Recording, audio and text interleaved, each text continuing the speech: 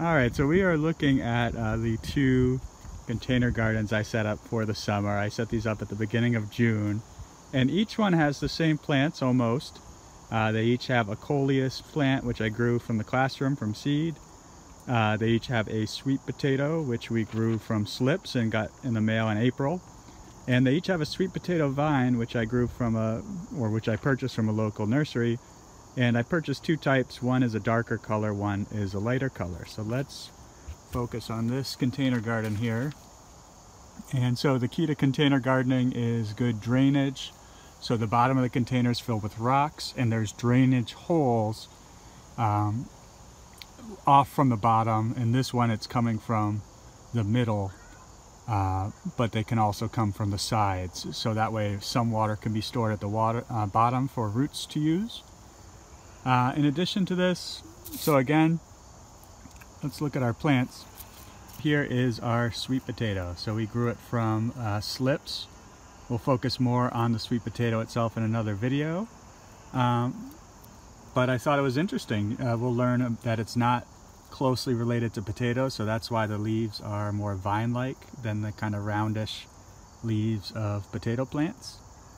And the sweet potatoes have been growing since June. They need a soil temperature over 60 degrees at night. So once it warmed up in June, we were ready to start this planter. And it takes 3 to 4 months of growth to produce sweet potato. So we've been going for 3 months here. We'll keep it going a few more weeks and wait until the leaves turn yellow as a sign that we can eventually check out the sweet potatoes underneath. They do need kind of fluffy soil, so we'll see if we packed it in too much with this planter. But again, I thought it'd be more fun to have them in a planter than to give them a full stretch in my yard. Next up, we got the sweet potato vine, which is related to the sweet potato plant. It's the same species, but it's a cultivar that was bred for, instead of focusing on the root tubers, they were bred for their interesting leaves. And so they come in different shades, from a dark purple to like a yellow-green chartreuse color.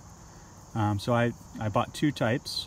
This is kind of what the leaves look like at the beginning, this dark purple, before turning a lighter green.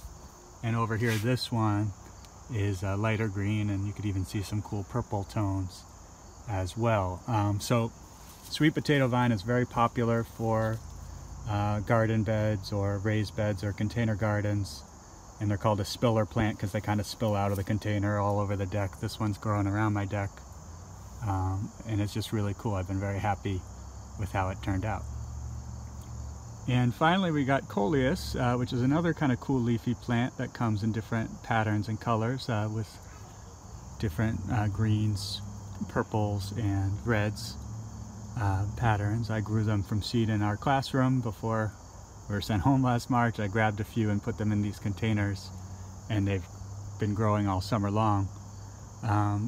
So we got that one and this one over here. I'm very happy with them.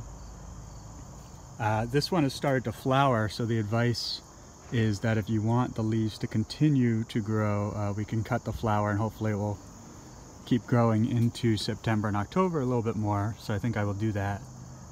And the other piece of advice is, before the first frost, we can take a cutting of the leaves, set that to root in water, and grow, keep growing the plant through the winter on a windowsill. So we will do that as well as another experiment.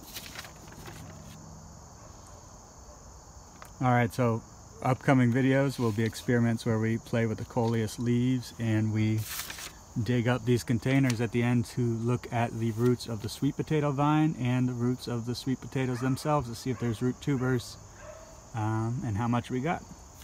Thank you for watching this video.